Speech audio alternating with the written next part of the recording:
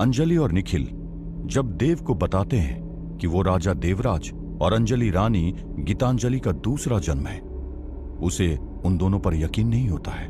अंजलि, निखिल, तुम दोनों ये क्या कह रहे हो? ये कोई फिल्म नहीं है। देवराज, गीतांजलि, कौन है ये लोग? ये सब बकवास है। नहीं देव, ये सच है। जब हम दोनों को पता चला, हमारे लिए भी शॉकिंग था।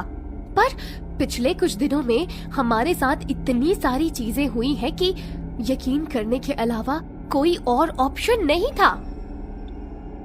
अच्छा, तो तुम और निखिल मुझे ये सब बताने के लिए रत्नागिरी आए हो, तुम्हारे मेडिकल ट्रीटमेंट्स के लिए नहीं? अरे नहीं देव, तुम सब गलत समझ रहे हो। हम यहाँ तुम्हें बचाने आए हैं। किससे बचाना है तो अंजलि से बचाओ, जिसने मेरे शिवम भाई को मारा और अब मुझे मारना चाहती है। देव, तुम ये क्या कह रहे हो? भला हम तुम्हें क्यों मारेंगे? हम तो तुम्हें खबरदार अंजलि, इसके आगे कुछ भी बोला तो। देव, तुम्हारी जान को खतरा है। हम तुम्हें यहाँ बचाने आए हैं, तुम मानो या ना मानो। कैसा खतरा? You'll be murdered in 13 days. What? Are you out of your mind? Who will kill me?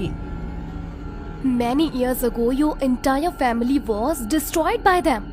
Destroyed? By whom? एक वृंदा नाम की लड़की है। उसने तुम्हारे यानी देवराज की फैमिली को खत्म कर दिया था। क्यों? She was in love with you. तुम्हारी शादी मुझसे मतलब गीतांजलि से हुई थी। वृंदा को तुम्हें पाना था, इसीलिए उसने गीतांजलि को मार दिया। पर ये करने के बाद भी वो तुम्हें पा नहीं पाई, इसीलिए इस जन्म में वापस आई है तुम्हें पाने के लिए। वृंदा देव को मार के देवराज को पाना चाहती है। वृंदा? ये नाम सुना है। ये वही नाम है ना जो तुम उस दिन ले रही थी शिवम भाई का खून करते वक्त? हाँ, पर मैंने शिवम भाई को नहीं मारा है देव। Why don't you trust me, damn it? ये अच्छा तरीका है अंजलि। कोई अच्छी कहानी बना लो, फिक्शनल कैरेक्टर ले आओ और सच को छुपा लो। वाह अंजलि। मैं किसी सच को नहीं छुपा रही हूँ। वृंदा वापस आई है। बस अंजलि, मुझे कोई बात नहीं सुननी है। तुम दोनों निकल जाओ यहाँ से। मैं शक्ल भी नहीं देखना चाहता हूँ तुम दोनों की। अंजलि, पहले तुमने मेरा भाई छीना और अब एक दोस्त था, वो भी छीन लिया अपनी झूठी कहानी सुना के। Please trust me Dev. I need your help to save you, please Dev. You are right, I don't trust you. Anjali, Anjali, Anjali. अपना नाम बार बार सुन के अंजलि डर के उठ जाती है। क्या हुआ अंजलि, तुम इतनी डरी हुई क्यों हो? कोई बुरा सपना देखा क्या? नहीं, कुछ नहीं। चलो उठो, अब हमें देव के पास जाना है, उसे सब कुछ सच बताने। He'll understand. नहीं नहीं निखिल, वो नहीं समझेगा। ये सही टाइम नहीं है उसे कुछ भी बताने का। ऐसा ना हो देव हमें यहाँ से निकाल दे। ठीक है, let's not tell him. Plan A, Dev को सब सच बताना तो फेल हो गया। फिर अब? अरे फिर अब क्या? प्लान बी की तैयारी शुरू करते हैं आज से ही। निखिल बिना अदृश्य होके खुफिया कमरे के बाहर जाके खड़ा हो जाता है और अपने साथ जबरदस्ती महल के एक दास को भी लेके जाता है। ये वही खुफिया कमरा है महल का, जिसमें वृंदा, मंदाकिनी और बाबा तंत्र विद्या की मदद से देव को देवराज बनाने की कोशिश कर रहे हैं। अरे निखिल भैया, ये कहाँ लेकर आ गए हो हमें? ये कौन सा हिस्सा है महल का जो हमने नहीं देखा? अरे आप चलो ना, कुछ नहीं होगा। मैंने आपको बताया ना कि हम एक फिल्म की तैयारी कर रहे हैं, तो यही लोकेशन बेस्ट है। आप डायलॉग्स रिपीट करो, है ना, और जोर से बोलना, पूरे महल को सुनाए दे कि आप पिक्चर के विलन हो। हाँ हाँ, समझ गए समझ गए। लाओ पन्ना दो। दास निखिल के कहने पर पन्ने पर जो भी लिखा हुआ था उसे खुफिया कमरे के बाहर खड़े होके दोहराने लगता है। चलो आज एक कहानी सुनाता हूँ। कैसी कहानी? एक गांव में एक बड़ा ही गुणी तांत्रिक रहता था। कोमल दिल था जिसका, हमेशा सबका अच्छा सोचने वाला, सबकी मदद करने वाला। गांव के राजा का भी बहुत खास था वो दोनों पक्के दोस्त थे। वाह, में राजा और गांव के एक मामूली तांत्रिक से दोस्ती, ये तो कुछ नया है। फिर क्या हुआ? अरे क्यों नहीं भाई, राजा को उस बाबा की अच्छाई पर बेहद गर्व था। ये तो बहुत अच्छी बात है। फिर क्या हुआ? एक दिन गांव वालों ने बाबा के साथ कुछ ऐसा किया जिससे उस बाबा की अच्छाई बुराई में बदल गई और उससे उस तांत्रिक की दोस्ती भी टूट गई। ये काफी गलत हुआ, पर दोस्ती क्यों टूटी? राजा को ये जान के बहुत दुख लगा कि उसका सबसे अच्छा दोस्त ऐसा हैवान बन चुका है जो सिर्फ लोगों की जान लेना चाहता है। अंजलि अदृश्य होके कमरे के अंदर है। मंदाकिनी वृंदा और बाबा को मंत्र बोलते देख रही है। बाबा मंत्र बोलते बोलते रुक जाता है। आज को भूल कल को मिल, आज को भूल कल को मिल, आज को भूल कल को मिल। आज को भूल। क्या हुआ? मंत्र क्यों रोक दिया? मुझे यहाँ किसी इंसान के होने का आभास हो रहा है। कोई है हमारे आसपास जिसके ऊपर बहुत शक्तिशाली ताकत का साया है। हमारे अलावा यहाँ कोई नहीं है। नहीं, कोई तो है महल में जिसके बारे में हमें खबर नहीं। निखिल और दास वहां से जाने लगते हैं। निखिल बाबा, हम आपकी पिक्चर में पक्का आएंगे ना? अरे हाँ पक्का, आपको तो ऑस्कर मिलेगा। ऑस्कर माने? मेरा मतलब है आपको तो इनाम मिलेगा। ये तो बहुत बढ़िया है भैया। अब मैं नीचे जाके सबको बता के आता हूँ। निखिल और दास वहां से चले जाते हैं। अंजलि अदृश्य होकर देख रही है कि कैसे निखिल और दास के नाटक ने बाबा को गहरी सोच में डाल दिया था।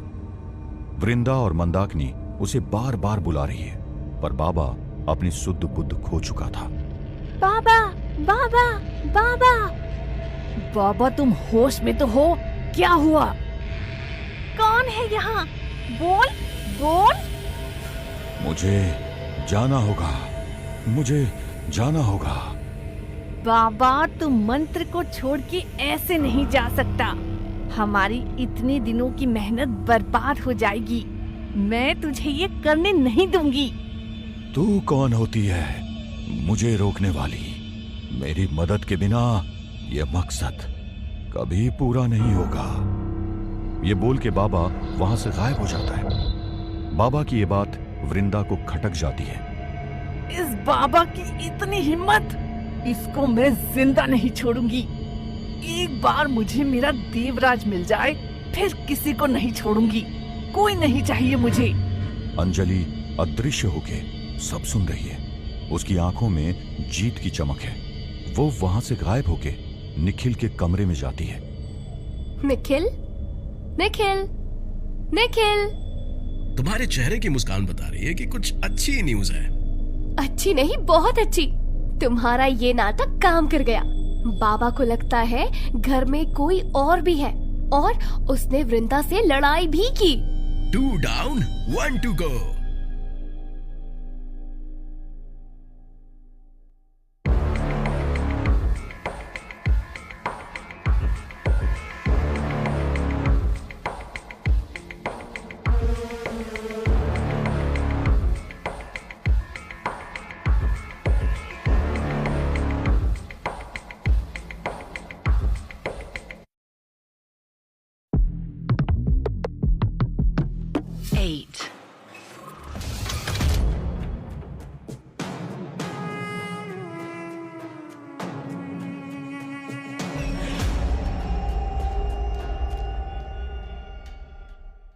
अंजलि और निखिल बाबा को अपनी तरफ करने की तरकीब बनाने में जुटे हुए हैं। निखिल, ये होगा कैसे? मुझे इम्पॉसिबल लग रहा है। क्यों? बाबा has lost all the goodness in him, इसीलिए वो वृंदा और मंदाकिनी के साथ है। ऐसा हमें लगता है, शायद ये सच नहीं है। मतलब? देवराज की एंट्री करवाने का टाइम आ गया है। Do you think we can take that risk? We have to. We have no other choice. Nikhil और अंजलि देव के कमरे में जाते हैं। देव अपनी सोच में गुम खिड़की से बाहर एक पेड़ को एकटक देख रहा है। निखिल की आवाज देने से वो चौकन्ना हो जाता है और पीछे मुड़ता है। देव, हमें तुमसे कुछ बात करनी है। मुझसे? क्यों? मतलब मैं तेरा सवाल कुछ समझा नहीं। तुझे मुझसे क्या बात करनी है? जब से तू यहां आया है तेरी दुनिया बिल्कुल अलग सी हो गई है। तू यहां मेरे लिए आया था ना, पर तू तो कहीं और ही बिजी है। ये कहकर देव अंजलि की तरफ इशारा करता है, जो दरवाजे पर खड़ी सब सुन रही थी। या यूं कहूं अंजलि में बिजी है। निखिल और अंजलि को देव की ये बात अच्छी नहीं लगती। अंजलि गुस्से में आग बबूला हो जाती है और कमरे के अंदर आती है। देव, तुम हद पार कर रहे हो। मैं हद पार कर रहा हूं? हद पार तो उसी दिन हो गई थी जिस दिन तुमने शिवम भाई को मारा था। देव, तू जो सोच रहा है वो बिल्कुल गलत है, लेकिन हमारे पास टाइम नहीं है अभी इसको सुलझाने का। तू प्लीज हमारी मदद कर यार। मुझे ना कोई पुराने रिश्ते सुलझाने हैं, ना ही किसी की मदद करनी है। देव, तुझे ये क्या हो गया है? Why you are behaving so rudely? Nikhil, I lost my brother and you were the only friend I had. जब मुझे तेरी सबसे ज्यादा जरूरत है तू कहीं और बिजी है। तेरे कुछ अलग ही एजेंडाज हैं जिनके बारे में शायद मुझे खबर भी नहीं है। Do you even know what I am going through? Yes, we know, और हम तुम्हारी मदद करने के लिए ही आए हैं। मेरी मदद? कैसे? अभी ये सब समझाने का वक्त नहीं है देव। अगर मुझ पे थोड़ा भी भरोसा बचा हो तो प्लीज आज हमारा साथ दे दो। देव अंजलि की तरफ देखने लगता है। उसे अंजलि के साथ बिताए पल याद आने लगते हैं। ठीक है, बताओ क्या करना है? सबसे पहले तुझे हमारे साथ कहीं चलना होगा। अंजलि कमरे का दरवाजा बंद कर लेती है और शमा और भास्कर ने जो मंत्र उसे और निखिल को दिए थे वही देव को दोहराने के लिए कहती है। और उसके बाद देव अंजलि और निखिल के पीछे पीछे खुफिया कमरे की ओर चल देता है। ये कहां जा रहे हैं हम? ये कौन सा रास्ता है? चलो तुम। ये लो ये पेपर, तुम्हें ये सारी लाइंस दोहरानी है और याद रखना जोर जोर से, है ना? तुम्हारी आवाज पूरे महल में गूंजनी चाहिए। जैसे ही देव उस खुफिया कमरे के बाहर पहुंचता है वो उसके दरवाजे को एक टक देखते ही रह जाता है। खुफिया कमरे के अंदर में बाबा, वृंदा और मंदाकिनी थे जो एक दूसरे से बात कर रहे हैं। वृंदा, मंदाकिनी, उस दिन जो मैंने किया उसके लिए मैं शर्मिंदा हूं। मैं ऐसे अपने लक्ष्य से भटक नहीं सकता। वृंदा को बाबा की ये बात अच्छी नहीं लगती। उसके मन में बाबा के लिए नफरत सुलग रही है। फिर भी वो एक झूठी मुस्कान रख के कहती है, जो हो गया सो हो गया, फिर से शुरू करते हैं। बाबा, वृंदा और मंदाकिनी फिर से मंत्र बोलना शुरू करते हैं। आज को भूल कल को मिल, आज को भूल कल को मिल, आज को भूल कल को मिल। बाबा फिर से मंत्र बोलते बोलते रुक जाता है। उसे कुछ आवाजें सुनाई देने लगती है और किसी के होने का एहसास भी। आज को भूल कल को। वृंदा और मंदाकिनी बाबा की इस हरकत पर आश्चर्यचकित हो जाते हैं। बाबा को देवराज की आवाजें सुनाई देने लगती है। अभिराज, अभिराज, बाहर आ। अभिराज अपने 10-12 सैनिकों के साथ बाहर आता है। मुझे उम्मीद नहीं थी रत्नागिरी के कुंवर देवराज से कभी मुलाकात होगी। तेरी इतनी जुर्रत कि मेरे गांव में घुस के मेरी गैर मौजूदगी में तूने एक कत्ल कर दिया। इतनी क्यों हैरानी हो रही है आपको? राजाओं का गुरूर होता है जंग में लड़ जाना। गलत कहा तुमने। एक अच्छे राजा का दायित्व होता है अपनी प्रजा की रक्षा करे, सही और गलत में फर्क समझना और अपने निजी फायदे का ना सोच के दूसरों के हित में चीजें करना।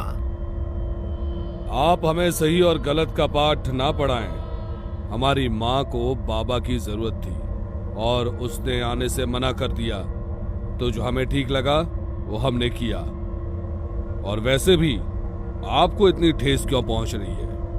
एक मामूली सा तांत्रिक और उसका पिता ही तो था। देवराज को यह बात पसंद नहीं आती है और वो जोर से अभिराज को कहता है, वो सिर्फ तांत्रिक नहीं, हमारा सबसे करीबी मित्र है। और अगर वो इतना मामूली तांत्रिक है तो क्यों आए थे मदद की भीख मांगने? आप अपनी हद से आगे बढ़ रहे हैं। नहीं, अभी तक हमने ऐसा कुछ किया ही नहीं है। आप शायद भूल रहे हैं कि आगे जाके आपको हमारी जरूरत पड़ सकती है सियासी मामलों में। हमें पता चला है काफी कुछ चल रहा है आपकी निजी जिंदगी में। ये बात सुन देवराज अपनी तलवार निकालता है और अभिराज का गला धड़ से अलग कर देता है। वहां खड़े सब लोग ये देखते रह जाते हैं। देवराज अभिराज का धड़ अपने हाथ में उठा के उसकी मां के सामने ले जाता है, मगर देवराज अभिराज की मां की नाजुक हालत को देख भावुक हो जाता है। हमें क्षमा कीजिएगा, पर बुरे का अंजाम बुरा ही होता है। मेरे मित्र के पिता का कत्ल कर दिया था अभिराज ने। हम उसे माफ नहीं कर सकते थे। मेरा मित्र हमेशा दूसरों का सोचता है, वो कभी किसी का बुरा नहीं कर सकता है। आज अगर उसने आने के लिए मना किया तो सिर्फ इसीलिए क्योंकि आप ही की तरह उसके पिता की भी तबीयत नासाज थी। हमें माफ कर दीजिए, वो किसी का बुरा नहीं कर सकता। देवराज ये बोल के वहां से चला जाता है और अपने एक सैनिक से कहता है, शहर से अभी के अभी सबसे योग्य चिकित्सक को बुलाओ। अभिराज की मां के इलाज की जिम्मेदारी अब हमारी है। ये सुन वहां खड़े सब लोगों को देवराज के अच्छे होने का एक और प्रमाण मिलता है। देव की बातें सुन निखिल और अंजलि हैरान हो जाते हैं। निखिल ने जो कुछ भी देव को पेपर पर लिख कर दिया था, उनमें से देव कुछ भी नहीं बोल रहा था। वो दोनों समझ जाते हैं वृंदा, मंदाकिनी और बाबा के मंत्रों की ताकत से देव कुछ पलों के लिए देवराज बन गया था और उसे पुरानी चीजें याद आ रही हैं। ये बोलते ही देव वहीं खुफिया कमरे के बाहर बेहोश हो जाता है और निखिल और अंजलि उसे देखते रह जाते हैं।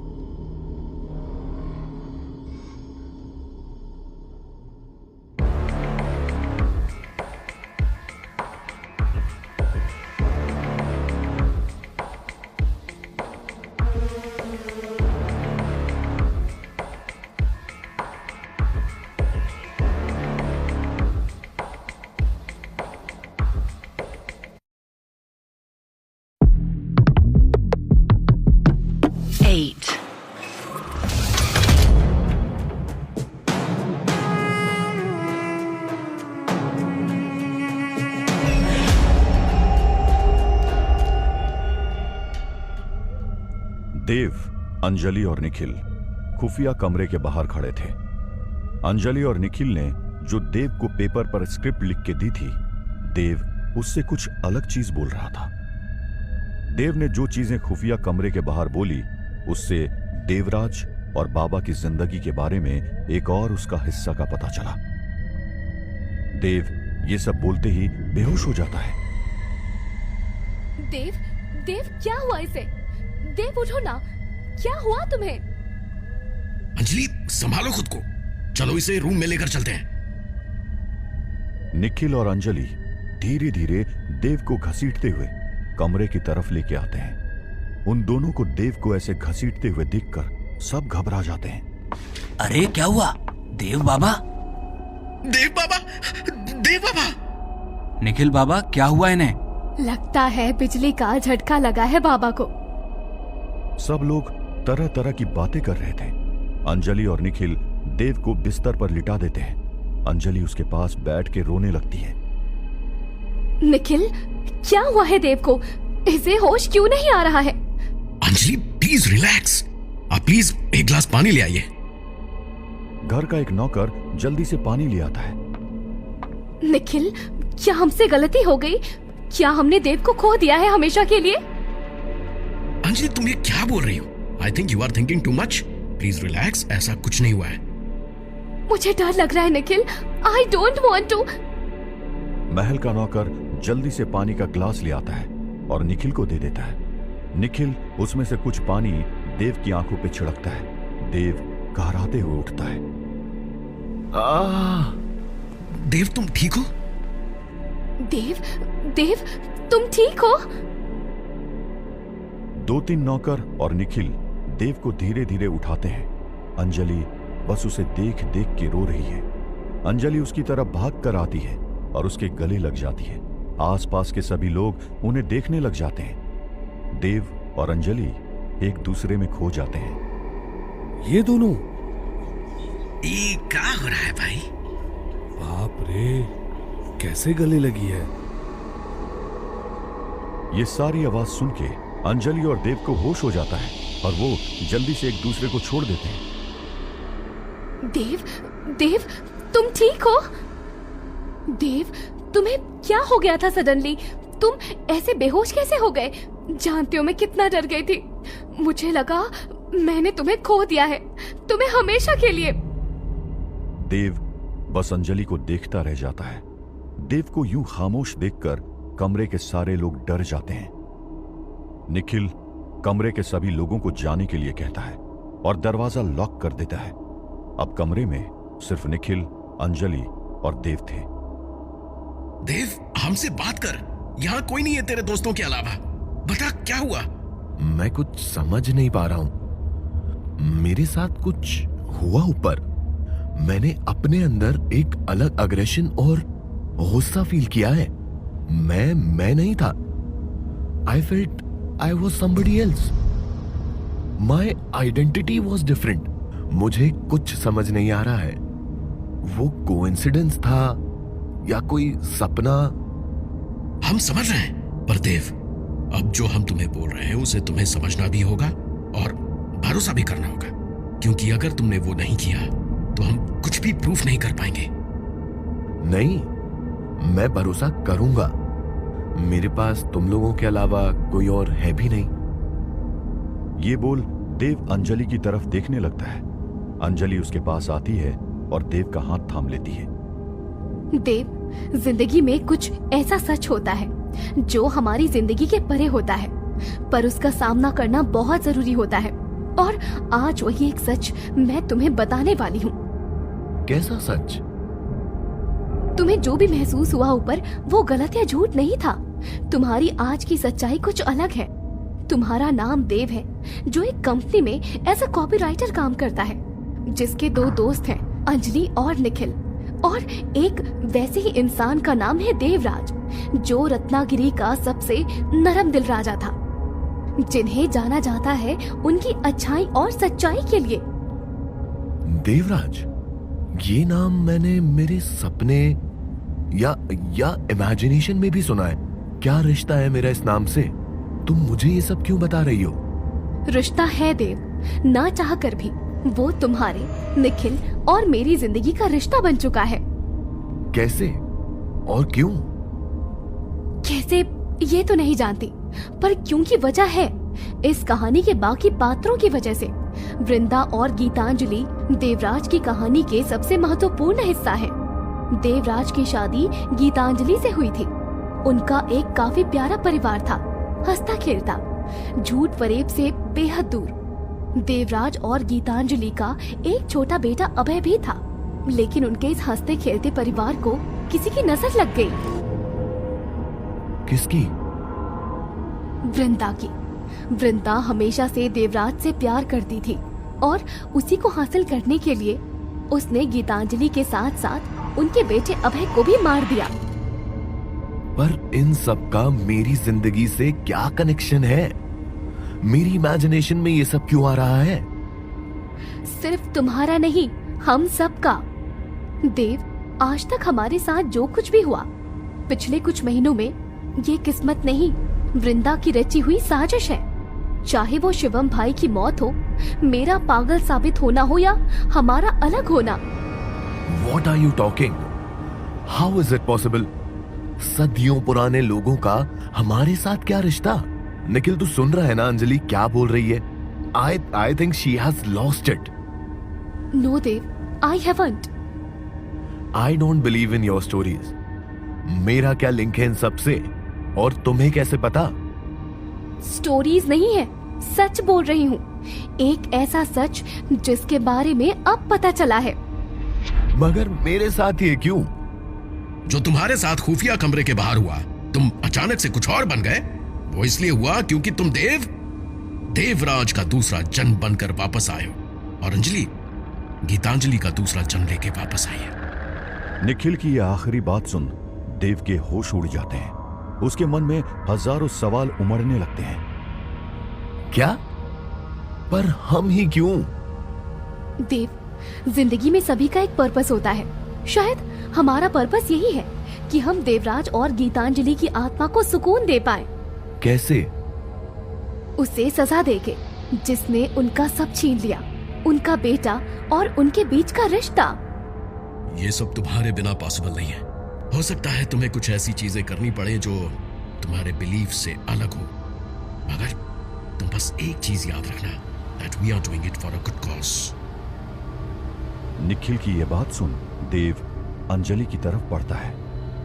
ठीक है, मैं तुम्हारे साथ हूं। मैं भी तुम्हारे साथ हूं। बस तुम दोनों साथ हो तो जीत पक्की है।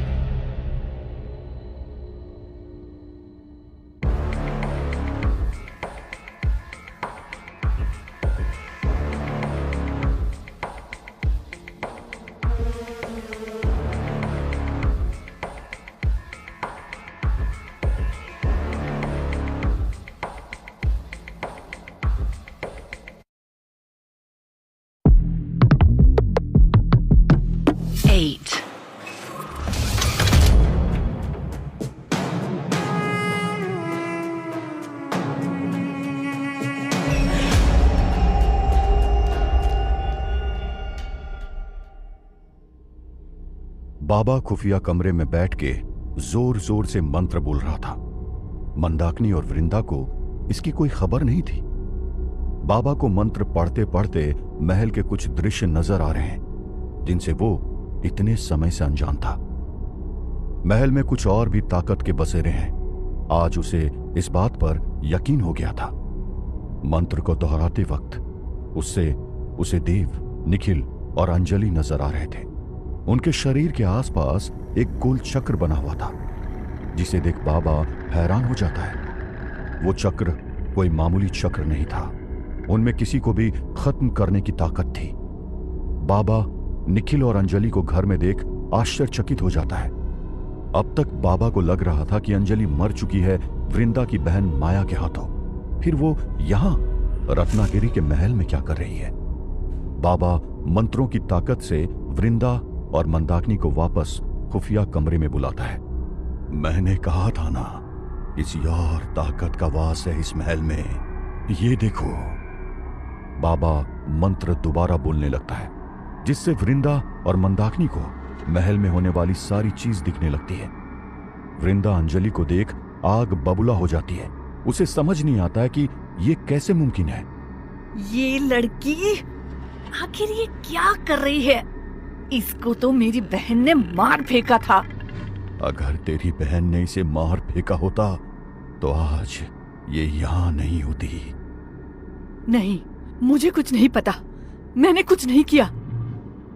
माँ चुप कर तू बूढ़ी हो चुकी है। तुझे समझ आना बंद हो चुका है। अंजलि और निखिल के यहाँ होने से हमारा काम और ज्यादा कठिन हो गया है। अब हमारा यहाँ पर प्रक्रिया करना खतरे से खाली नहीं है। फिर कहाँ जाएंगे? बाबा और वृंदा उस जगह जाने लगते हैं, पर मंदाकिनी उन्हें बाद में आने का इशारा करते हुए वहां से गायब हो जाती है। बाबा वृंदा को एक जंगल के दूसरी तरफ नदी के पास, जो एक कब्रिस्तान से जुड़ता है, वहां लेकर गया। वहां पर एक बरसों पुराना बंद कमरा था। ये कौन सी जगह है? हम महल और देव से इतना दूर यहाँ क्यों आए हैं? अब अगले 6 दिनों तक आगे की प्रक्रिया यहीं पूरी करेंगे। या कोई और ताकत आएगी तो भस्म हो जाएगी। बाबा और वृंदा हवन कुंड के आगे मंत्रों को दोहराने लगते हैं। आज को भूल कल को मिल, आज को भूल कल को मिल, आज को भूल कल को मिल, आज को भूल कल, आज को भूल कल, आज को भूल, आज को भूल। क्या हुआ वृंदा तुझे? मंत्र बीच में क्यों रोका? मैं मंत्र बोल नहीं पा रही हूँ, मुझे कुछ हो रहा है। ये बोलते बोलते वृंदा झट से हवन कुंड से उठ जाती है। उसकी सांसें जोर से फूलने लगती है, उसका बदन ठंडा पड़ने लगता है। वो पागलों की तरह इधर उधर कमरे में घूमने लगती है। बाबा ये देख हैरान परेशान हो जाता है। उसे समझ नहीं आता है कि वृंदा को अचानक से कमरे में आके हो क्या गया है। वृंदा धीरे धीरे अपने होश खो बैठती है और वहीं पर बेहोश हो जाती है। उसे ऐसे देख बाबा उसकी तरफ दौड़ता है। वृंदा, तू ठीक है? क्या हुआ तुझे? होश में आ, होश में आ वृंदा। बाबा बहुत सारी भभूति लेता है अपने हाथों में और एक मंत्र बोलकर वृंदा के मुंह पर मार देता है, पर उसे होश नहीं आता। फिर उसके शरीर को वहां पर रखे पलंग पर लिटा के उसके ऊपर एक लाल रंग का कपड़ा ढक देता है और हवन कुंड के आगे जोर से एक मंत्र बोलने लगता है।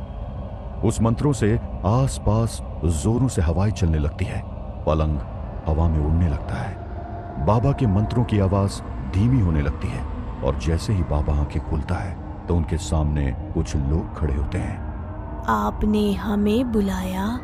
हाँ, हमारे मंत्र काम कर रहे हैं, अब कोई रुकावट नहीं होगी।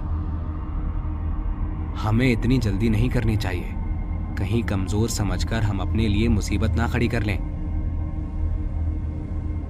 मेरी ताकत पर शक करने की जरूरत भी मत करना। हम बरसों से परिश्रम कर रहे हैं।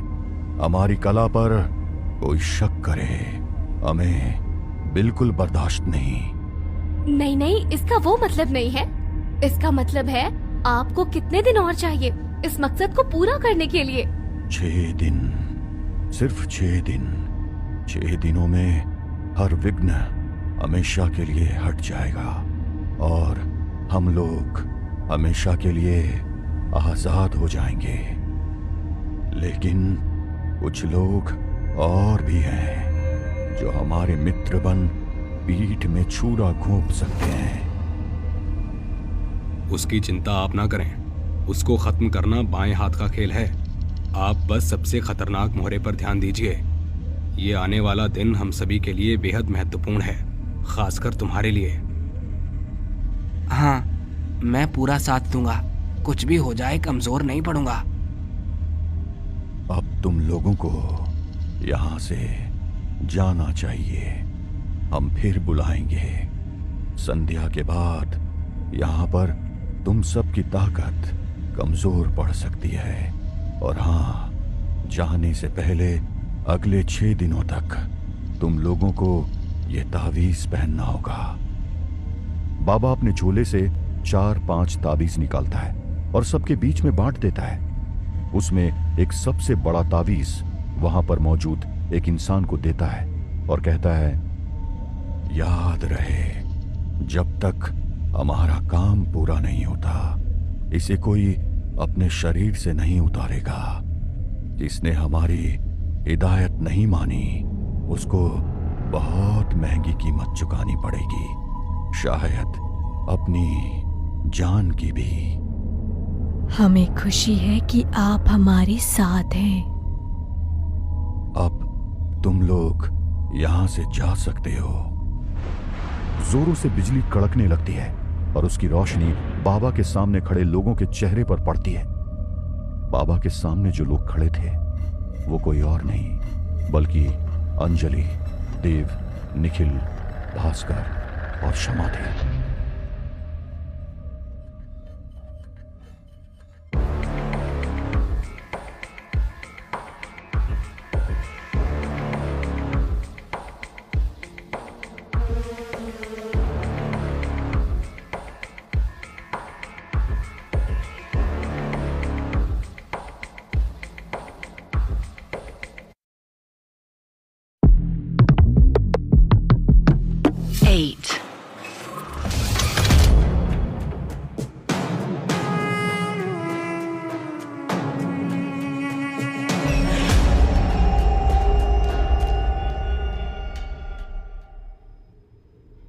अंजलि अपने कमरे में हैरान परेशान कुछ ढूंढ रही है।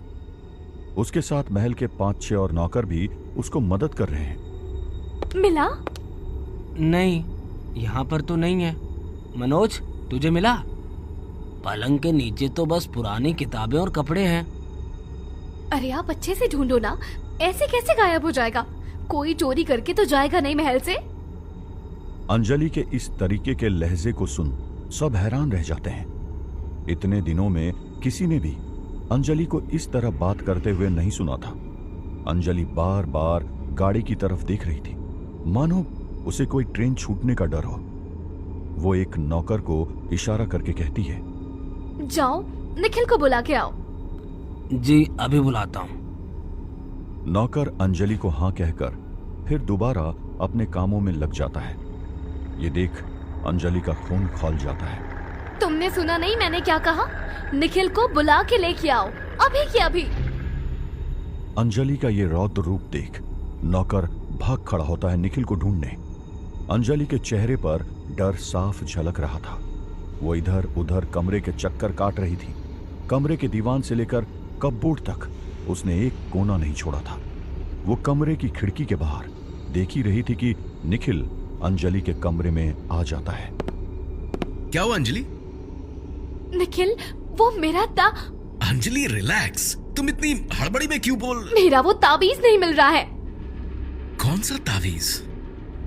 वही ताबीज जो मेरे दोस्त भास्कर और क्षमा ने दिया था। ये सुन निखिल अंजलि का इशारा समझ जाता है। वो सीधा गाड़ी की तरफ देखता है। गाड़ी में शाम के 5:50 हो चुके थे। अगर 6 बजने से पहले अंजलि को तावीज नहीं मिला तो उसकी शक्ति खत्म हो जाएगी और अगले 3 दिनों तक तावीज की शक्ति वापस नहीं आ पाएगी। यानी अंजलि के सर पर 3 दिनों तक खतरा मंडरा सकता है और बाबा, वृंदा और मंदाकिनी के महल में होने से अंजलि के ऊपर कभी भी मौत तांडव कर सकती है। निखिल हालत की गंभीरता समझ रहा था, इसलिए वो भी कोई मौका नहीं छोड़ता तावीज ढूंढने में। अंजलि, तुम याद करो, तुम कल कहां गई थी और आखिरी बार तुमने कब पहना था तावीज? कल रात में करीबन 1-2 बजे देव के साथ वॉक करने गई थी। अब देव के साथ इतनी रात में? अंजलि निखिल के सवाल को कुछ समझ नहीं पाता है। इससे पहले अंजलि को एहसास हो, निखिल जल्दी से अपनी बात पलट देता है। नहीं, मेरा मतलब है कि किस जगह गई थी उसके साथ? महल से ज्यादा दूर नहीं, यही पीछे एक बगीचा है, वहीं गए थे। तुमने वहां ढूंढा? अंजलि ना में अपना सर हिला देती है। ठीक है, ओके, चलो पहले उधर ढूंढने चलते हैं, शायद वहीं अनजाने में गिर गया हो। ठीक है, मैं देव को भी बुला लेती हूँ। देव? लेकिन देव को क्यों? I mean, मैं कुछ देर पहले उसके कमरे में गया था, वो वहां नहीं था, शायद कहीं बाहर गया होगा। हम दोनों ढूंढ लेंगे ना, उसकी जरूरत नहीं है। Okay, let's both go then. Anjali और निखिल गाड़ी लेकर अंजलि की बताई हुई जगह के लिए निकल जाता है। वहां पहुंचने पर दोनों तावीज को ढूंढने लगते हैं, पर उनके हाथ कुछ नहीं आता। तभी अंजलि को कुछ याद आता है। निखिल, जल्दी से महल की तरफ वापस ले लो गाड़ी, हमारे पास अब ज्यादा टाइम नहीं है। 7 मिनट है 6 बजने में। अंजलि की बात सुन निखिल तेजी से गाड़ी चलाकर महल के लिए निकल जाता है। जैसे ही गाड़ी महल पहुंचने वाली होती है, अंजलि चलती हुई गाड़ी से उतर भागकर महल के अंदर जाती है और सीढ़ियों से ऊपर जाती है। वो खुफिया कमरे के बाहर जाकर खड़ी हो जाती है। अंजलि को याद आता है कि देव से मिलने के बाद वो खुफिया कमरे के बाहर भी आई थी। अंजलि खुफिया कमरे की जमीन को अच्छे से टटोलने लगती है, मगर उसे निराशा के अलावा कुछ नहीं मिलता है। वो वहां पड़े सामानों में तावीज को ढूंढ ही रही थी कि उसकी नजर अपनी गाड़ी पर पड़ती है। 6 बज चुके थे। उसकी आंखों में नमी बाहर आ जाती है। अंजलि मायूस होकर जैसे ही नीचे जाने वाली होती है, उसे किसी के पैरों की आवाज सुनाई देती है। अंजलि उस आवाज को सुनकर चौकन्ना हो जाती है। धीरे धीरे वो आवाज और तेज होने लगती है, मानो वो पैर अंजलि की तरफ बढ़ रहे हों। जैसे जैसे वो आवाज बढ़ने लगी, अंजलि का दिल डर के मारे बैठ गया। फिर जो हुआ उससे अंजलि अपने होश खो बैठी है। क्या हुआ अंजलि? तावीज ढूंढने आई हो, अब तक नहीं मिला? अपना नाम सुन अंजलि हड़बड़ा जाती है। तावीज नहीं है, अब तुम अपनी रक्षा कैसे करोगी और देव की रक्षा कैसे करोगी? डर के मारे अंजलि अपने मुंह से एक शब्द नहीं बोल पा रही थी। ऐसा लग रहा था मानो उसे कोई सांप सूंघ गया हो। अगर देव की सुरक्षा चाहती हो तो जैसा कहा जाए वैसा करती जाओ। खुफिया कमरे का दरवाजा अपने आप खुल जाता है। आओ अंजलि, अंदर आओ। देव के लिए अंदर आओ। देव की जान बचाना चाहती हो तो अंदर आ जाओ। देव का नाम सुन अंजलि मानो अपना सुध बुध खो चुकी थी। बिना अपनी फिक्र करे वो चुपचाप उस आवाज का कहना मान खुफिया कमरे के अंदर चली जाती है और कमरे का दरवाजा जोर से बंद हो जाता है। निखिल भागता हुआ महल के अंदर आता है। वहां खड़ी एक नौकरानी से अंजलि का पूछता है। तभी वहां देव आ जाता है। क्या आपने अंजलि को देखा?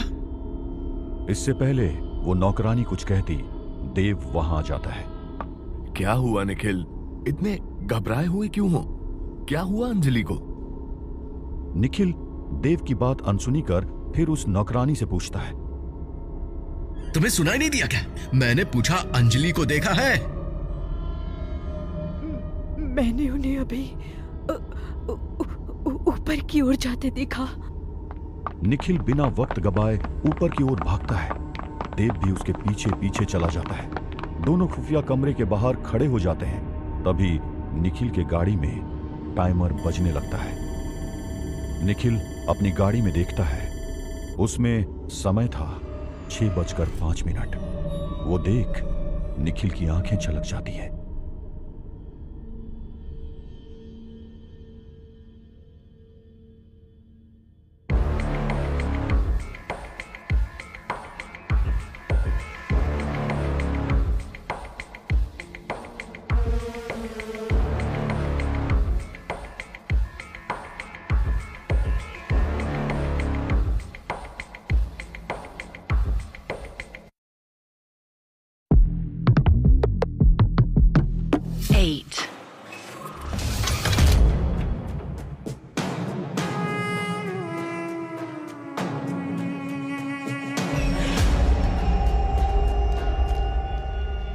जब तक देव और निखिल ऊपर पहुंचते हैं, अंजलि उस खुफिया कमरे के अंदर जा चुकी होती है।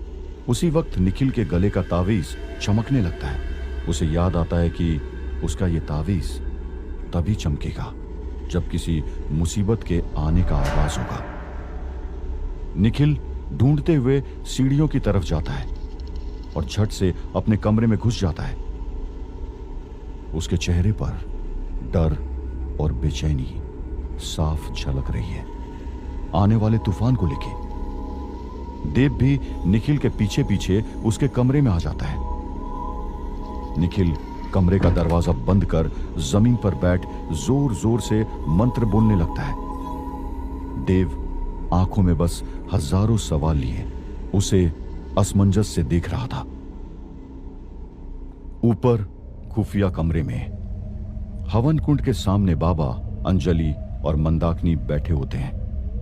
बाबा जोर जोर से मंत्र पढ़ रहा था। उसके मंत्रों की आवाज पूरे कमरे में गूंज रही है।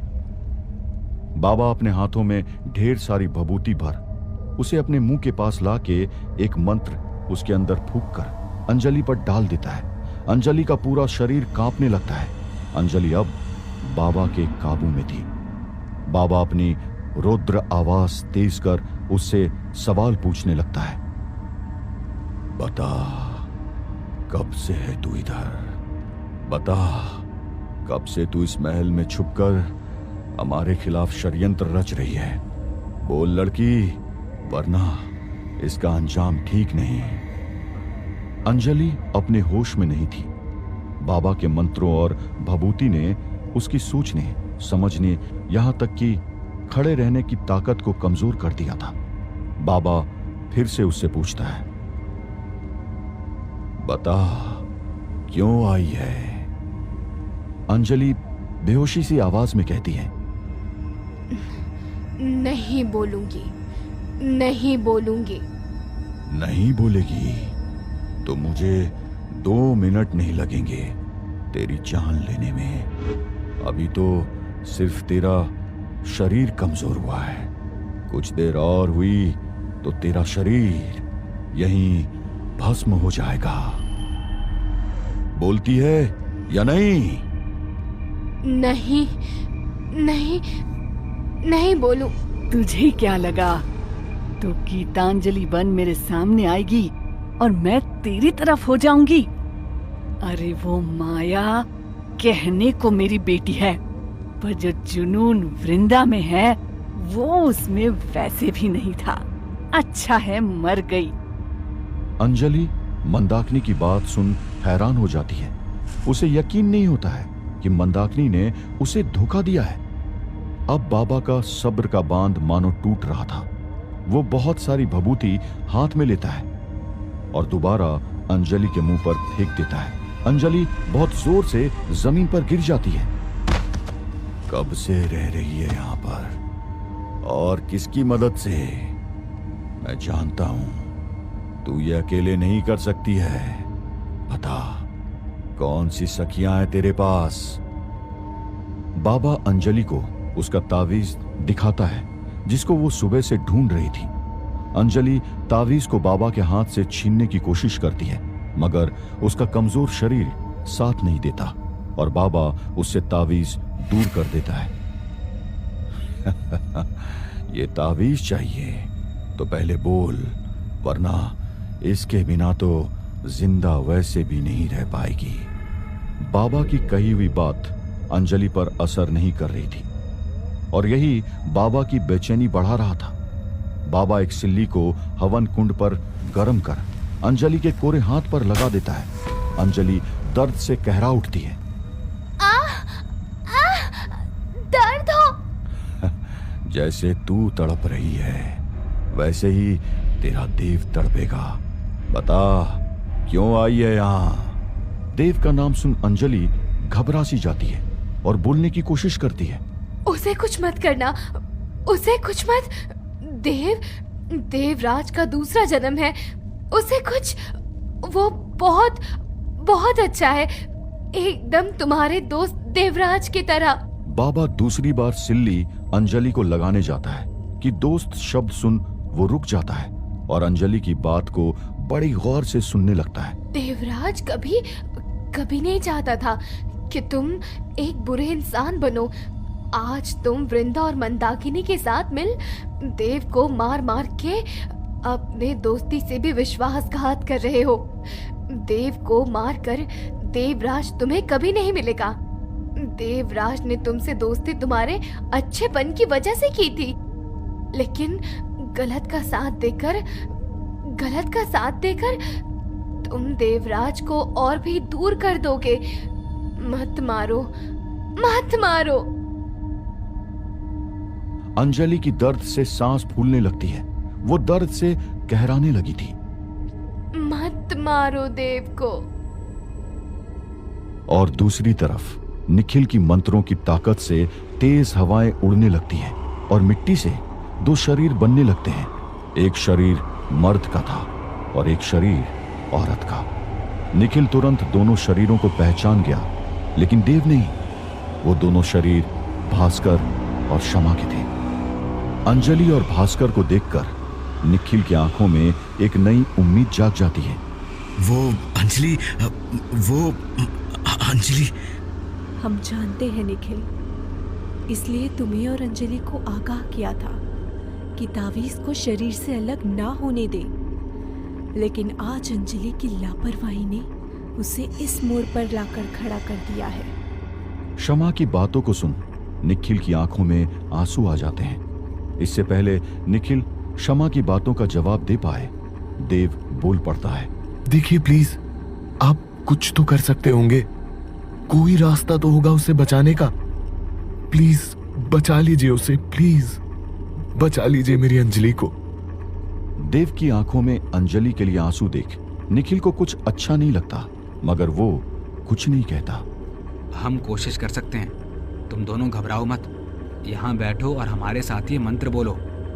भास्कर, क्षमा, निखिल और देव मंत्रों को बोलने लगते हैं और धीरे धीरे उन चारों के शरीर पर सुरक्षा कवच बनने लगता है और चारों सीधे खुफिया कमरे के अंदर अदृश्य होकर पहुंच जाते हैं। वो देखते हैं अंजलि अधमरी हालत में वहां पड़ी थी और उसके शरीर पर लाल निशान था और बाबा के हाथ में सिल्ली थी जो उसे कभी भी मार सकता है।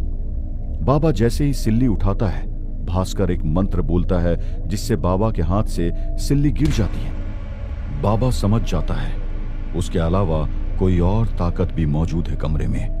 वो जोर से उसे ललकारने लगता है, सामने आ, इतनी हिम्मत है तो सामने आकर वार कर। मेरी शक्तियों के आगे तू नहीं टिक पाएगा।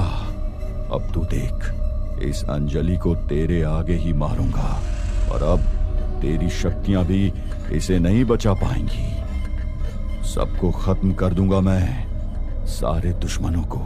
मेरे मकसद के बीच अब कोई नहीं आ सकता है, कोई नहीं। ये सुन मंदाकिनी मन ही मन मुस्कुराने लगती है और देव और निखिल डरने लगते हैं। बाबा एक मंत्र बोल अंजलि के माथे को छूता है और फिर दोबारा सिल्ली उठा के दे मारता है, मगर अंजलि नहीं, मंदाकिनी के सर पर।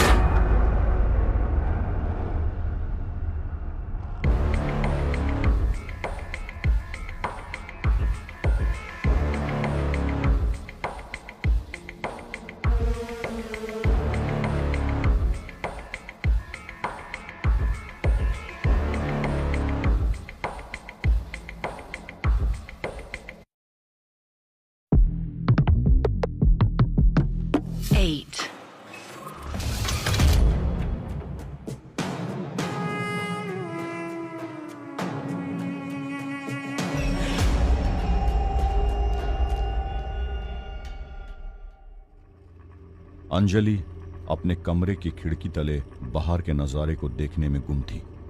तभी उसका दरवाजा कोई खटखटाता है। अंजलि पीछे मुड़ के देखती है तो वहां पर देव खड़ा था।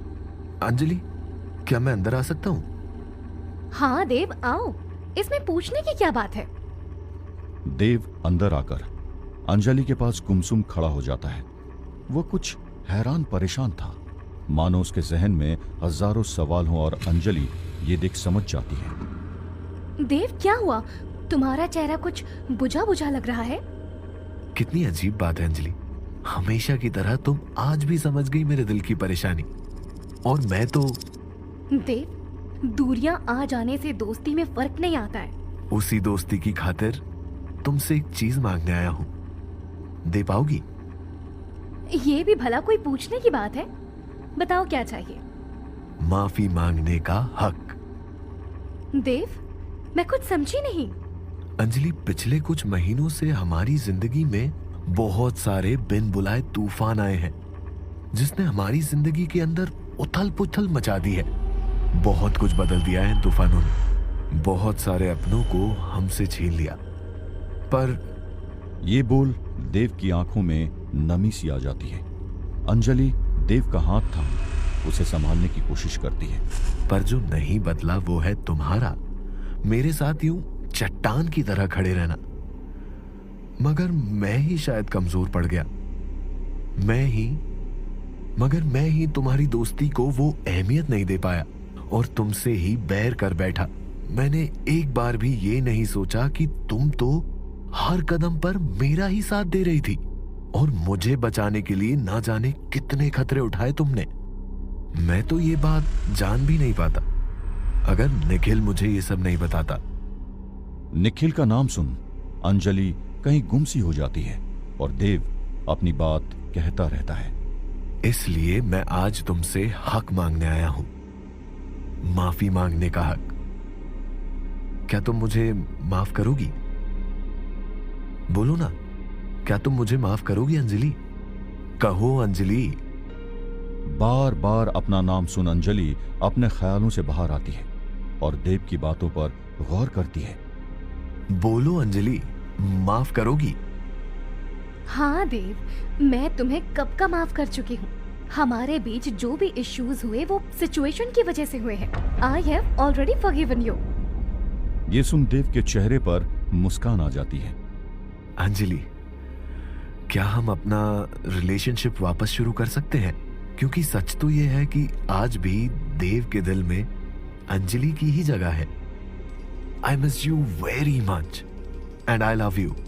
अंजलि, जो इतनी देर देव का हाथ थामे बैठी थी, वो अपना हाथ हटा देती है।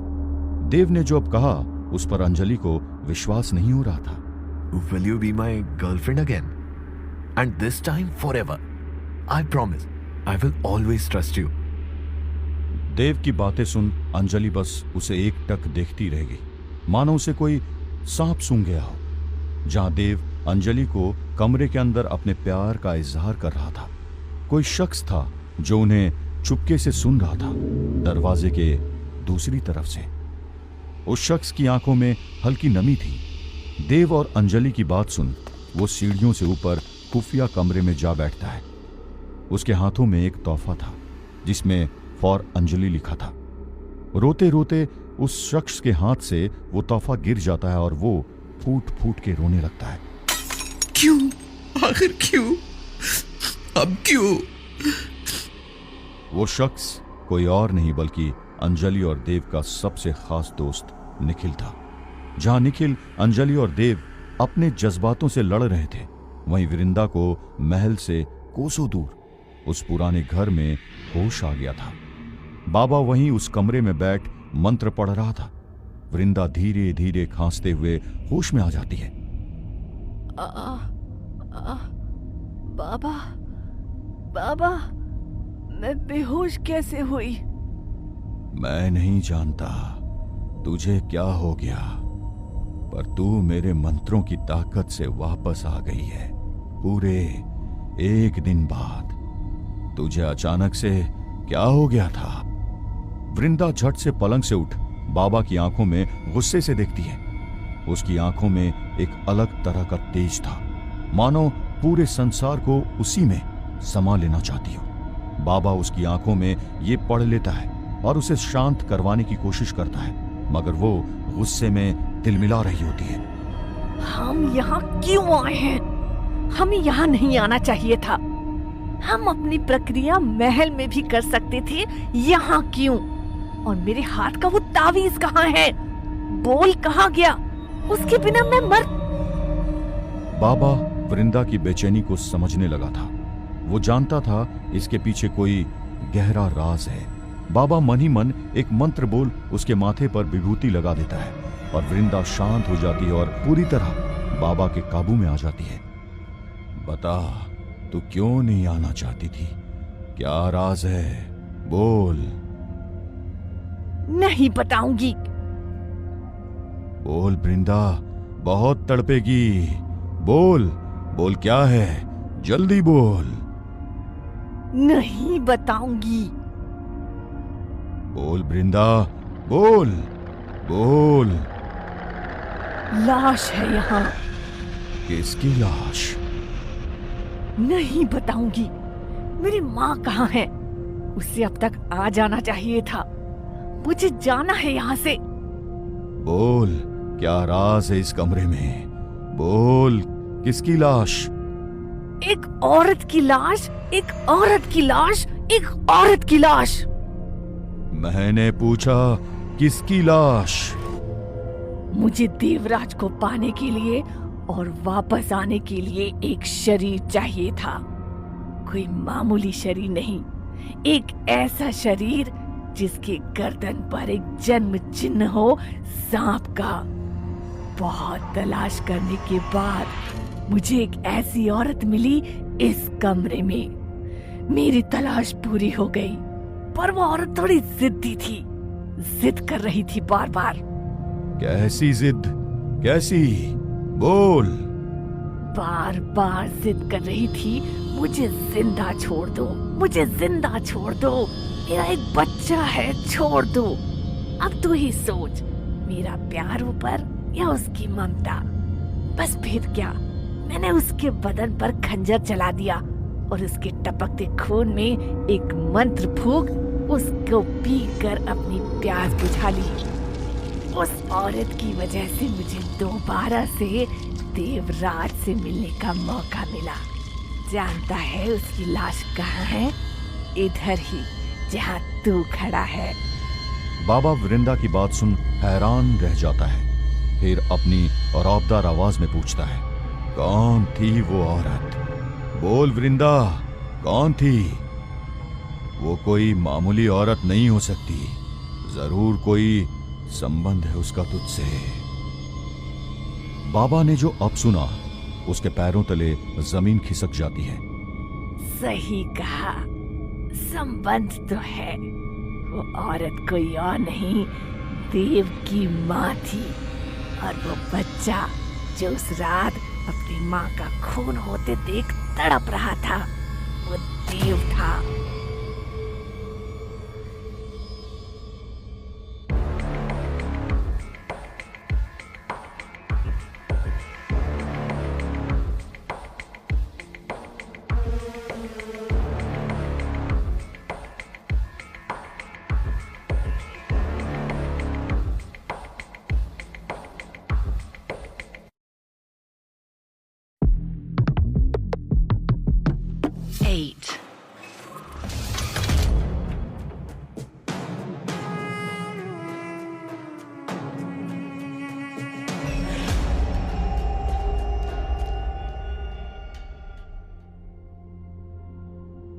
निखिल अपने कमरे में गुमसुम सा बैठा था।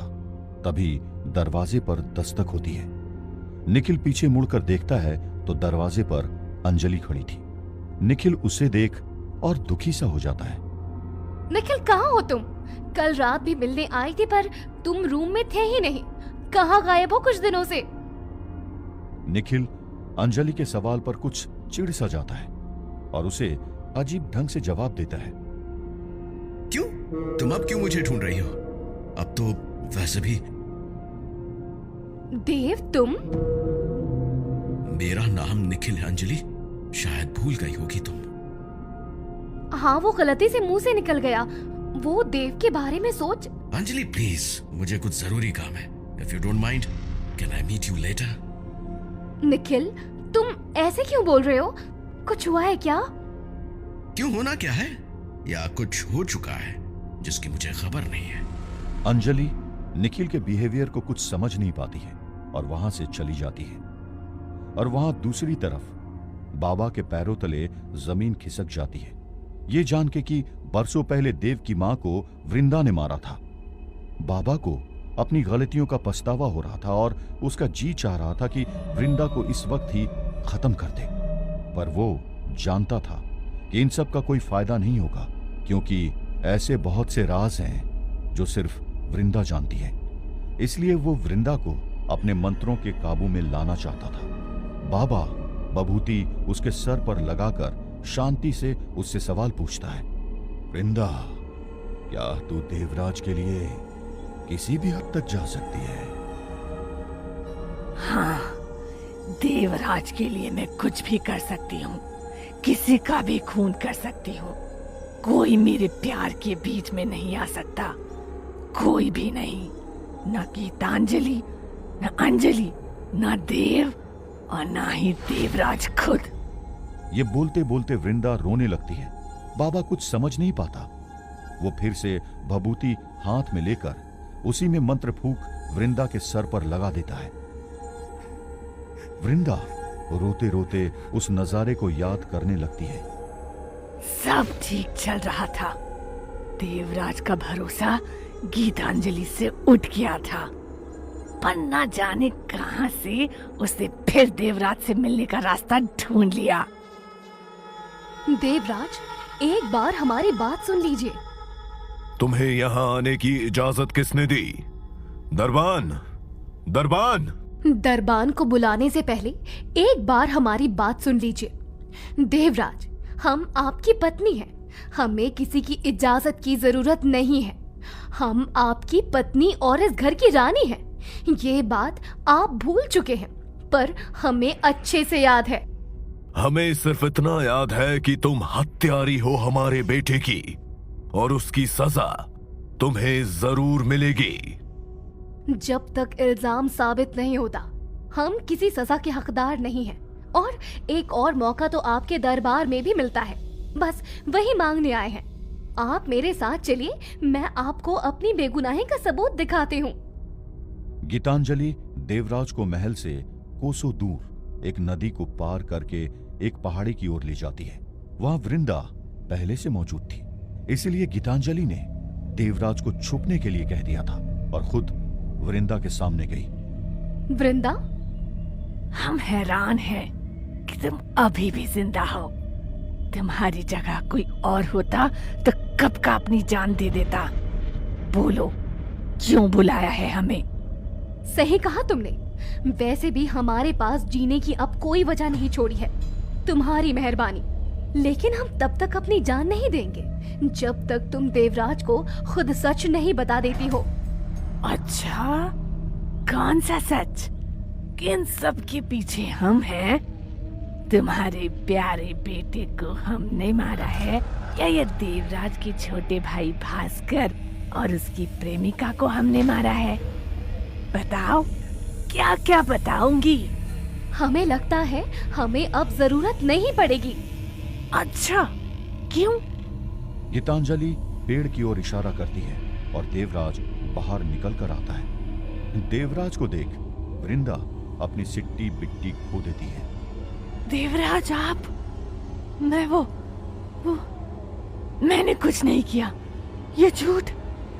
बस वृंदा, तुमने हमारे साथ धोखा किया, वो एक बार के लिए हम माफ कर सकते हैं, लेकिन हमारे जिगर के टुकड़े के साथ हम तुम्हें जिंदा नहीं छोड़ेंगे। तुमने इतना विश्वासघात किया क्यों वृंदा? हमारी क्या दुश्मनी थी?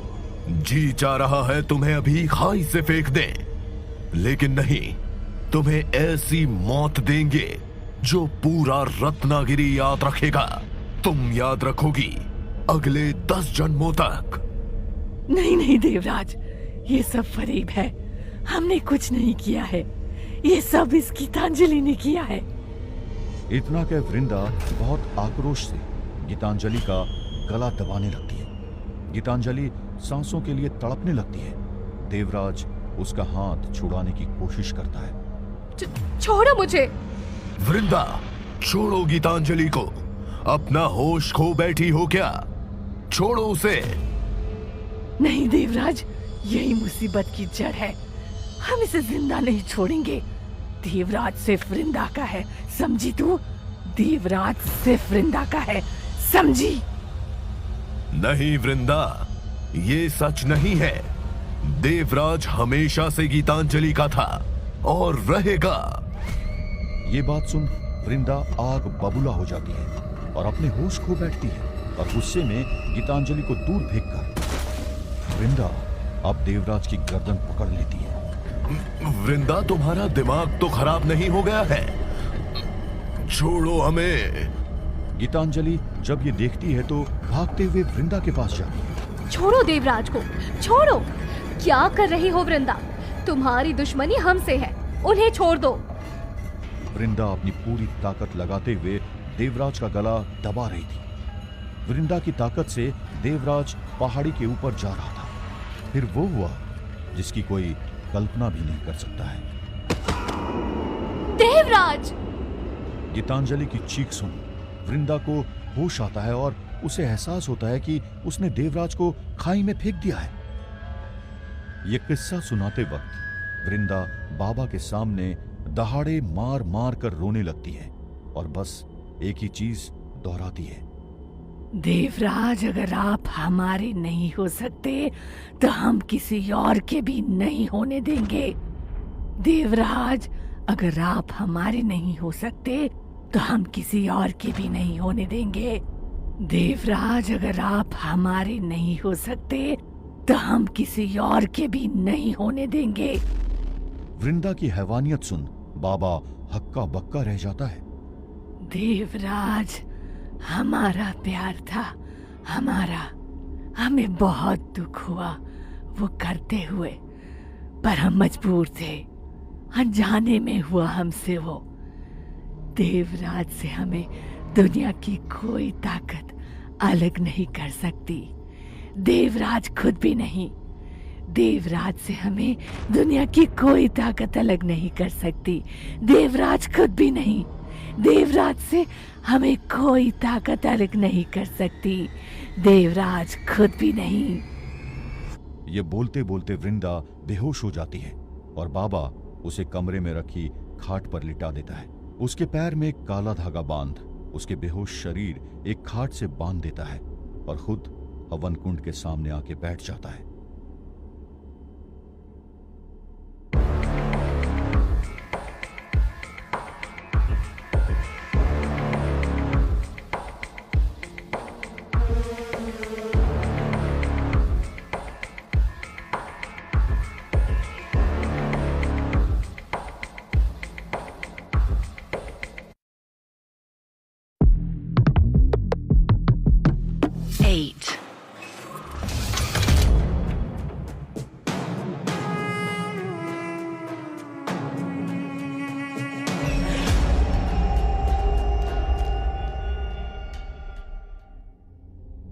बाबा असमंजस में रह जाता है ये जान के कि वृंदा ने ही देवराज को खाई में फेंक दिया था। बाबा हवन कुंड से मुट्ठी भर बभूति लेता है, फिर उसमें मंत्र फूंक के वृंदा के शरीर पर डाल देता है और एक गरम सिल्ली लेके उसके गले पर रख देता है, जिसे महसूस कर वृंदा जोर से चिल्ला उठती है और बाबा तुरंत वो बभूति उसके आंखों में डाल देता है ताकि वृंदा फिर से उसके काबू में आ जाए। अगर तूने देवराज को मार डाला तो आज उससे इतना प्यार करने का नाटक क्यों कर रही है? बता मुझे, वरना फिर से ये सिल्ली तेरे बदन पर लगा दूंगा। बाबा गरम सिल्ली वृंदा के गले पर लगा देता है। वृंदा बेकाबू हो जाती और दर्द से तड़पती रहती है। छोड़ मुझे, छोड़ मुझे, छोड़ मुझे, दर्द हो रहा है। छोड़ दूंगा, पहले बता देवराज से प्यार करने का नाटक क्यों कर रही है जबकि तूने उसे खुद मौत दी है? क्योंकि ये सच है, मैं देवराज को आज भी चाहती हूँ। उसके लिए किसी भी हद तक जा सकती हूँ। उसको मैंने आक्रोश में आके मारा। मारना तो मैं उस गीतांजलि को चाहती थी, देवराज को नहीं मारना चाहती थी। मेरी गलती थी वो। इसलिए जब देव के बारे में पता चला मुझे लगा अब मैं मेरी गलतियों की भरपाई कर सकती हूँ। अब मैं दोबारा देवराज को पा सकती हूँ। देव मेरे लिए पहला और आखिरी मौका है देवराज को पाने का। इतना के वृंदा फिर से बेहोश हो जाती और बाबा उसे खाट पर लेटा देता है। वहीं दूसरी तरफ अंजलि महल के बगीचे में टहल रही थी। उसके ज़हन में निखिल के साथ जो वाकया हुआ है वही चल रहा था। निखिल उसे अपने कमरे की खिड़की से देख रहा था। कहीं न कहीं जिस तरीके से उसने अंजलि से बात की उसे पछतावा हो रहा था। वो अंजलि से बात करने के लिए बगीचे में जाता है। अंजलि निखिल को आते हुए देख पीछे की तरफ मुड़ जाती है। अंजलि, एक मिनट रुको। Nikhil, I don't want to talk to you. And तुम्हारी कल की बात के बाद मुझे समझ आ गया है कि तुम भी मुझसे बात नहीं करना चाहते हो। So please leave me alone. Anjali, I am sorry. मुझे इस तरीके से तुमसे बात नहीं करनी चाहिए थी। मैं बस तुमसे नाराज था। ये किस बात की नाराजगी है जो तुम बता भी नहीं सकते हो? पिछले कुछ दिनों से मैं तुम्हारा ये अजीब बिहेवियर देख रही हूँ। तुम मुझे इग्नोर कर रहे हो और मैं वजह भी नहीं जानती हूँ। देखो, अब वजह जानकर भी कोई फायदा नहीं है। निखिल, वो मैं डिसाइड करूंगी, तुम नहीं। मुझे लगा था इतने दिनों में कम से कम हम इतने करीब तो आ ही गए कि एक दूसरे को अपने मन की बातें बता पाए। मन की बातें अगर अलग हो तो ना कही जाए तो बेहतर होता है। निखिल, पहेलियों में बात मत करो। जो कहना है सीधा सीधा कहो। मैं जानता हूं तुमने देव को माफ कर दिया है और अब वो तुम्हारे दिल में वापस जगह बनाने लगा है। मैं कुछ समझी नहीं। कुछ नहीं अंजलि, तुम जो भी कर रही हो ठीक कर रही हो। यही डिसीजन बेस्ट है हम सबके लिए। इतना बोल निखिल वहां से चला जाता है और अंजलि वहां खड़ी उसे जाते हुए देखती रहती है। वहीं दूसरी तरफ बाबा अपने मंत्रों की ताकत और विद्या से वृंदा को खत्म करने का उपाय ढूंढ लिया था। वह हवन कुंड के सामने एक मंत्र बोलता है और अचानक जोर से हवाएं चलने लगती है। तेज हवाओं से 5 शरीर बनने लगते हैं और देव, अंजलि, भास्कर, निखिल और क्षमा बाबा के सामने आते हैं। आपने हमें बुलाया? वक्त आ गया है वृंदा को खत्म करने का। क्या करना होगा? हम सब मिलकर करेंगे, लेकिन उससे पहले भास्कर, तुझे ये जानना जरूरी है कि देवराज की मौत वृंदा के हाथों ही हुई थी। उसने उसे खाई में फेंक दिया था। भास्कर ये बात बर्दाश्त नहीं कर पाता है और जोर से रोने लगता है, पर मन में एक निश्चय भी करता है कि वृंदा को मार के वो अपने भाई की मौत का बदला लेगा। अब मैं उसे जिंदा नहीं छोड़ूंगा। हमें कल वृंदा के शरीर के 100 टुकड़े करने होंगे, फिर एक शीशी में उसके खून की बूंद डालनी होगी और पीपल के पेड़ के सामने कुछ पत्तों के साथ उसे आग लगा देनी होगी। ये काम कल ही होना चाहिए, क्योंकि कल वृंदा की मृत्यु तिथि है। अगर कल नहीं हुआ तो वो 1000 सालों तक जिंदा रहेगी। अंजलि खुफिया कमरे के अंदर जाती है जहां निखिल बैठा होता है। मुझे पता था तुम यही मिलोगे। अंजलि, तुम यहां?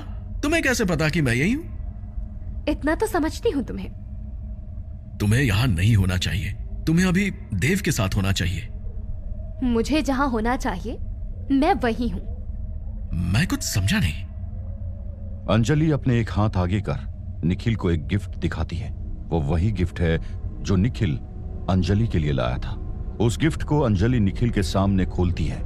उसमें एक बेहद खूबसूरत रिंग थी जो निखिल अंजलि को प्रपोज करने के लिए लेके आया था। तुमने उस दिन कमरे में ये तो सुना कि देव ने मुझे प्रपोज किया, पर मेरा जवाब नहीं सुना। तो क्या था तुम्हारा जवाब? मेरा जवाब तुम थे। मतलब? I love you Nikhil, I love you very much। मैंने देव को मना कर दिया था। पर क्यों? देव से तुम प्यार करती थी ना? सही कहा, प्यार करती थी, पर अब नहीं। देव और मेरे रिश्ते में भरोसा नहीं था। उसने मुझ पे विश्वास नहीं किया, लेकिन तुमने किया और हर कदम बस मेरा साथ देते गए।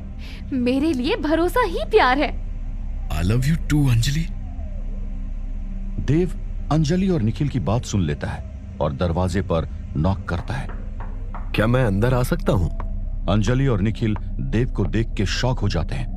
उनके मन में एक डर था कि कहीं देव ने सब सुन तो नहीं लिया। देव तुम यहाँ? वो हम दोनों। Anjali please relax. मैंने सब सुन लिया है।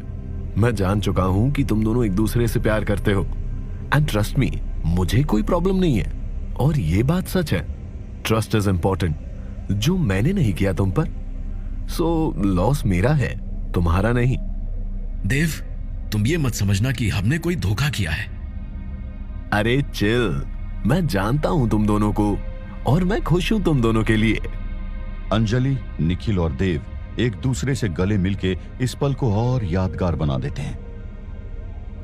हाँ, पर एक बात का ध्यान रहे, इसके 100 टुकड़े कोई एक इंसान ही कर सकता।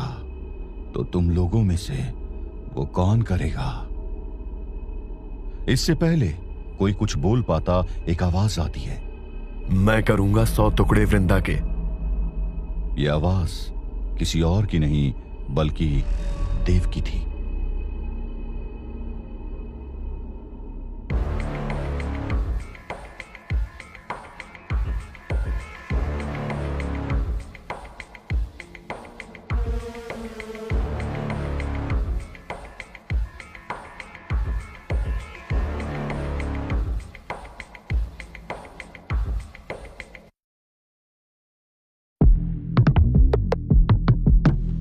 fate.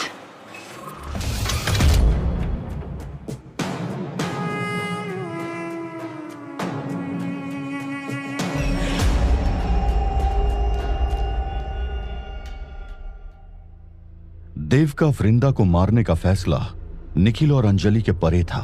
अंजलि और निखिल उसे साइड में ले जाते हैं। तुम ये क्या कर रहे हो? मैं कुछ समझा नहीं। निखिल का मतलब है तुम्हारा वृंदा को खत्म करने का डिसीजन बिल्कुल गलत है। तुम इस तरफ अपनी जान खतरे में नहीं डाल सकते। She is right Dev, please drop this idea. Bhaskar, बाबा या क्षमा कोई भी उसे मार सकता है, फिर तुम क्यों कर रहे हो? हाँ देव, ये हम तुम्हें नहीं करने देंगे। वो कुछ भी कर सकती है। अगर वो देवराज को मार सकती है तो तुम्हें भी नहीं छोड़ेगी। It's not a good idea. तुम मना कर दो प्लीज। नहीं, ये कहानी मेरी है, खत्म भी इसे मैं ही करूंगा। और तुम दोनों प्लीज ये टेंशन छोड़ो। अब मैं ठीक हूं बिल्कुल। तुम दोनों अपने इस नए रिश्ते पे ध्यान दो। देव इतना बोल के वापस भास्कर, बाबा और क्षमा के पास चला जाता है और निखिल और अंजलि बस एक दूसरे को ताकते रह जाते हैं। उन्हें देव का ये फैसला ठीक नहीं लग रहा था, पर देव उनकी एक सुनने को तैयार नहीं था। बाबा, हमें कब निकलना होगा? देव, इतनी जल्दी करना ठीक नहीं है। वृंदा को खत्म करने के लिए कुछ चीजें दिमाग में रखनी होगी। वृंदा के शरीर के कई छोटे छोटे टुकड़े करने होंगे। उसकी गर्दन से टपक रहा खून को बड़ी सी शीशे में डालना होगा। एक शीशे की बाल्टी में? मैंने उसमें एक मंत्र फूका जिसके मदद से वृंदा वापस से एक इंसान का शरीर नहीं ले पाएगी। पर हमें एक बात का ध्यान रखना पड़ेगा, गलती से कोई जानवर या इंसान उसके खून को चख न ले, वरना उसमें भी मायावी शक्तियां आ जाएंगी। मैं तुम सबको सुरक्षा कवच दूंगा जिसे कोई भी अपने शरीर से अलग नहीं करेगा। बाबा की बात पर सब लोग हामी भरते हैं और बाबा के हाथ से कवच लेके अपने दाएं हाथ में पहन लेते हैं। मगर बाबा, ये शीशे की बाल्टी का करेंगे क्या? गांव के बाहर एक 100 साल पुराना कुआं है, उसके अंदर फेंकना होगा। ये वही जगह जहां पर वृंदा का जन्म हुआ था। हमें निकलना कब होगा? आज रात 1 बजे। सब लोग बाबा के साथ बाहर जाते हैं और तभी अंदर वृंदा झटके से अपनी आंख खोलती है। उसने सब कुछ सुन लिया था। मुझे लगा था तू है इसके पीछे। बाबा, इतना बड़ा धोखा मैं छोड़ूंगी नहीं किसी को भी। वृंदा अपने मन में एक मंत्र बोलती है और वहां से गायब हो जाती है। बाबा करीब 1 घंटे के बाद वापस आता है तो वृंदा को वहां न देख उसे शक होता है। वहीं दूसरी तरफ महल में अंजलि पैकिंग कर रही थी कि तभी वहां पर निखिल आता है। क्या कर रही हो? पैकिंग। पैकिंग? क्यों? क्यों मतलब हमारा मकसद खत्म हो जाएगा आज। वृंदा के खत्म हो जाने के बाद बदला, खून और दुश्मनी सब हमारी जिंदगी से दूर चला जाएगा। फिर निखिल का हाथ थाम के कहती है, तुम मुझे मिल गए और देव की भी जान बच गई। अब बस बैक टू दिल्ली। मैं तो भूल ही गया, आए हैं तो जाना भी पड़ेगा वापस। क्या हुआ निखिल, तुम ऐसे क्यों बोल रहे हो? अंजलि, एक सवाल है जो दिल में उठ रहा है। हम दोनों यहां देव के लिए आए थे। मैंने देखा है तुम्हें। देव को बचाने के लिए कुछ भी कर सकती हो। क्या तुम मेरे लिए भी? इससे पहले अंजलि कुछ जवाब दे पाती, उसका और निखिल का तावीज चमकने लगता है। लगता है समय आ गया है, चलो। बाबा अपनी आंखें बंद कर मंत्र बोलना शुरू करता है। उस मंत्र से यह पता चलता है कि वृंदा आसपास ही है। वो भास्कर, देव, क्षमा, अंजलि और निखिल को वापस बुलाने के लिए हवन कुंड के आगे बैठ जाता है। जोर से हवाएं चलने लगती है और सब लोग उधर पहुंच जाते हैं। वृंदा को सब पता चल चुका है। हमें अभी निकलना होगा। कोई भी तावीज शरीर से अलग मत करना। वो जंगल की तरफ गई है। देव, ये लो तावीज। इसमें मैं ये हरे रंग का हिस्सा तुम्हें वृंदा के शरीर से लगाना है। फिर अपने आप वो तुम्हारे काबू में आ जाएगी। उसने गुलाबी रंग के वस्त्र पहने हैं और मेरे मंत्रों की ताकत से तुम्हें उसके शरीर के आर पार लाल रंग का गोला दिखेगा। देव, तुम जानते हो तुम्हें उसे काबू में कैसे करना है। देव हामी भरता है और सब लोग जंगल की ओर निकल पड़ते हैं और आसपास फैल जाते हैं। वृंदा, वृंदा, कहां हो तुम? देखो, मैं आ गया हूं तुम्हारे लिए सब कुछ छोड़ के। वृंदा, मैं जानता हूं तुम यहीं कहीं हो। मैं सब कुछ छोड़ के आ गया हूं। देव को एक बरगद के पेड़ के पीछे हरे रंग की रोशनी दिखाई पड़ती है। वो समझ जाता है वृंदा वहीं कहीं है। वो पेड़ की ओर जाता है। मैं अंजलि को छोड़ आया हूं, सब छोड़ आया हूं। मैं समझ गया हूं, देवराज और देव को वृंदा से ज्यादा कोई प्यार नहीं कर सकता। ये सुन वृंदा खुश हो जाती है और देव के सामने आती है। क्या कहा तूने? फिर से बोल। यही कि तुमसे ज्यादा प्यार मुझे कोई और नहीं कर सकता है। मैं भी तुमसे प्यार करने लगा हूं। वृंदा भागकर देव के गले लग जाती है। वृंदा, अब हमें कोई अलग नहीं कर सकता है। देखो, मैं तुम्हारे लिए क्या लाया हूं। ये माला, इससे हम दोनों को कोई अलग नहीं कर पाएगा। मेरे लिए ले, मुझे खुद पहना दे। देव बाबा के दिए हुए तावीज वृंदा को पहना देता है। वृंदा उसे देखकर खुश हो जाती है और देव के गले लग जाती है। पर जैसे ही वो उससे अलग होती है, उसे अपने अंदर कमजोरी महसूस होती है। धीरे धीरे उसका शरीर काला पड़ने लगता है। ये क्या हो रहा है? मेरा शरीर क्या हो रहा है मुझे? तभी पीछे से गीतांजलि, निखिल, बाबा, भास्कर और शमा बाहर आते हैं। वृंदा उन्हें देख के सब समझ जाती है। तूने झूठ बोला मुझसे। यह गलत किया तूने झूठ बोला है। मेरा भरोसा तोड़ा। इतना कह के वो वहां से भाग जाती है और देव उसका पीछा करने लगता है। दोनों भागते भागते सबसे बहुत दूर आ जाते हैं। तभी देवराज अपने जेब से एक खंजर निकालता है और उसे वृंदा की पीठ पर चला देता है। वृंदा जमीन पर गिर जाती है। देव में मानो कोई हैवान घुस गया हो। वो बड़ी बेरहमी से उसके शरीर के छोटे छोटे टुकड़े कर देता है और वृंदा की गर्दन से निकल रहे खून को शीशे की बाटली में डाल देता है और उसे पी लेता है। धीरे धीरे उसकी आंखें लाल होने लगती हैं और शरीर एकदम काला। उसके चेहरे पर हैवानों जैसी मुस्कान थी। मैं जिंदा नहीं छोड़ूंगा निखिल को।